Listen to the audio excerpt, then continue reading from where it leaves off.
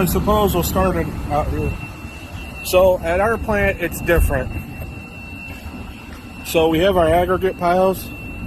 We got a sand pile over there, our limestone pile there. Our loader will put our limestone in that bin, our sand over there.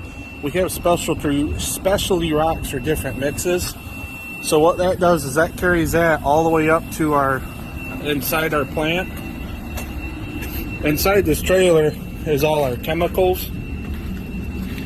We have a bunch of different, because each concrete's got there's a bunch of different mix designs. Get my badge to work here. So as you can see, those conveyors, they bring our aggregate in our storage bins in here. There's four separate bins in there. There's a wall that divides each one, and then there's a flipper up there that turns, and what it does is it directs the aggregate into which bin it goes.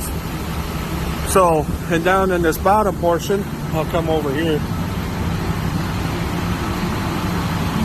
If you can see, you got our gates underneath here. So what it does is when we're getting loaded, they'll open each gate for whatever aggregate. Usually that's our limestone one, our sand one's down there, and those two are our specialty ones for like river rock, stuff like that. But this bottom storage bin sits on those sensors. So what it does is it measures how much aggregate's being dumped in there, whether it's 4 yards up to 10 yards, whatever. So what it does is it drops down out of those into here, and when it's fully measured, these two gates here will open up. And then what that does is that brings that up to our top of, I'm in the boot right now. We call this the boot. But what that does is it'll drop down on our conveyor belt that runs that up to the boot, where it'll drop down in our hopper, and then it'll drag it. We got fins inside of it, kind of like a corkscrew. They'll run it down in there. Up on top is our cement silo. We got a couple of them outside. So what that does is up there you'll see it. It'll drop, however, there's a scale in there too. So what that does is it'll open up a valve. You'll see our augers. We got like 4 different cement. We got Turkish, Lafarge, and a couple others. But what that does is it'll auger that in here, drop it on the scale, and then when it's weighed up enough, it'll drop it down into the boot. And usually they try to time it so that the cement goes in first, and then you have the aggregate that helps scrape it off of our fins and push it back. And then that up there, we call that Monica. That's our dust collection system. But we also have, if you look up here, we have this hose that curves. That's our water valve, or our water hose. So we usually add anywhere from 100 to 200 gallons per load, depending. If it's a smaller load, obviously it's less water. But I'll do another video on my truck. But yeah, that's one of our silos is sitting right on top of this. This is called a portable plant. You can see up there in the light, there's a, see if I can, there's a 5th wheel plate up there. There's usually a set of tires back here that, well, a lot of plants are all portable plants. Our hot water heater's back there, and I'll show you, trying to explain this the best that we can, or I can. But during the winter we use hot water for our loads. But back here, so you got different mix designs and stuff. You also have different fiber. So we got a lot of our fiber, like this is a blue, we call it blue. This is more of a commercial fiber they use when we do warehouses and stuff. And then we have a green, which is a very, it's a, I'm not gonna rip open one of those bags, but we throw that in a load. Our green gets dumped right into the truck automatically from the plant. But we got different mix designs for like grout. Our struts is like pretty much chewed up pop bottles. It's a pretty focus. And then we got all our expansion stuff. We carry a lot of stuff. We got like plastic sheet wrap, and we got contractors that will, you know, hey, I need some rebar or plastic wrap.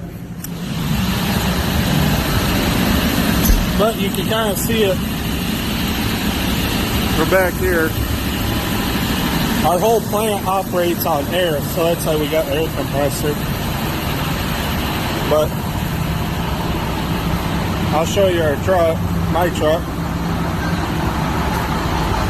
Our company, I work for Smith Ready Mix out of Northern Indiana.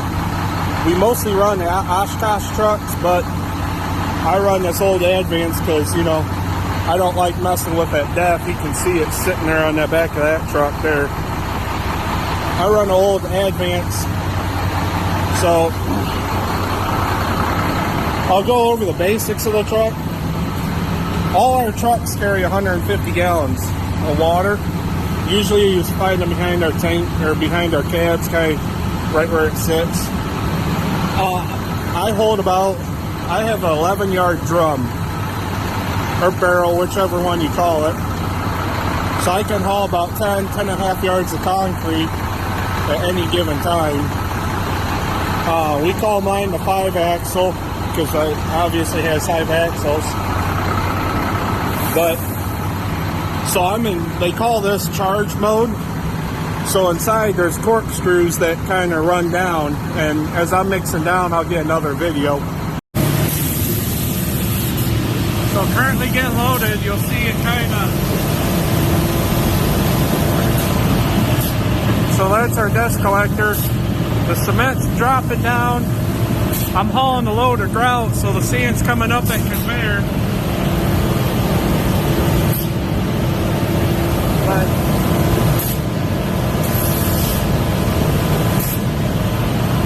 you probably can't see it well.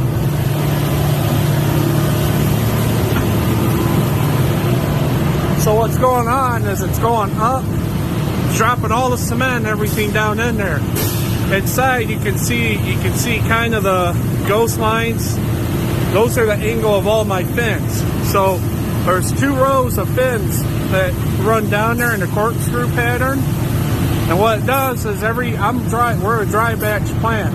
So what it does is all ingredients get dumped into there. It's like making a cake. All your dry ingredients get dumped into the bowl. This is the bowl. What this does is this agitates with those fins. It gets all the way here into the back, and they'll sit there and mix.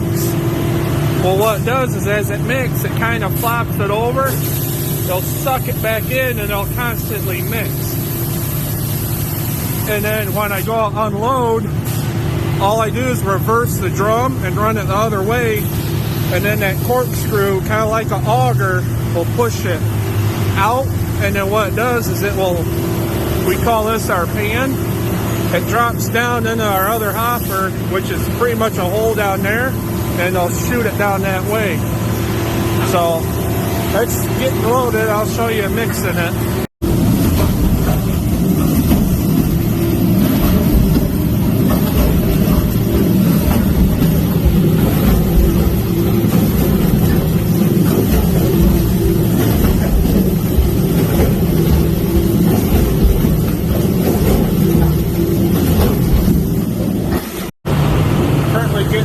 You'll see the belt move here in a second.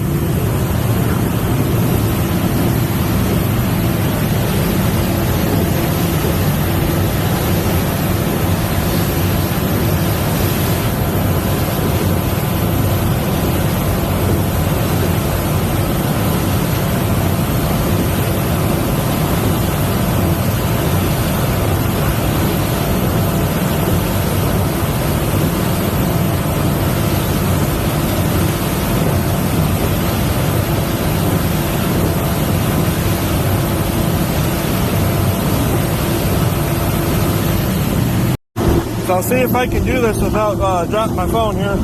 So this here is our charge hopper, or loading hopper. When we got a low slope, like we're doing curb or whatever, there's rams on here. This whole thing will pick up out of the way, but we normally don't move it. So what I'm doing now is I'm in mix down mode. I got loaded, I have to be at my 8-inch slump before I pull out of the yard. So that's why I got revved up to mix it. Kind of like when you're beating the hell out of a cake to make all the ingredients mix. But these are the fins I'm telling you about. If you look in the back there, you can see it kind of mixing. What it's doing is these fins here, they're dragging it back. So everything that's on the bottom, they're dragging it back and pushing everything on the top forward. So it's a constant rotation. Plus it's mixing it like 4 different ways. I still got some on my fins or whatever, but see how it's kind of a corkscrew? So it's dragging everything back. Pretty much what I do is I'll turn around and I'll stop the drum and turn it the opposite way. That's how I unload. And then these fins go all the way to the back of the drum, so it makes everything come forward. But when it comes out, it'll come out here, kind of see how the fins, they'll push it out here, and what it does is it'll drop down into this other hopper, and it hits straight down into my chute, and then they'll run down all my chutes, however many I have. But like I said, you can see it back there mixing. I can't zoom in the way my phone works right now. I got it in like a super steady position, but I mean, ground's kind of the best way to show you how it mixes. But hopefully this kind of shows you what we do every day. It's a dream job for me. I love doing it every day. But so if you want anything else, just let me know.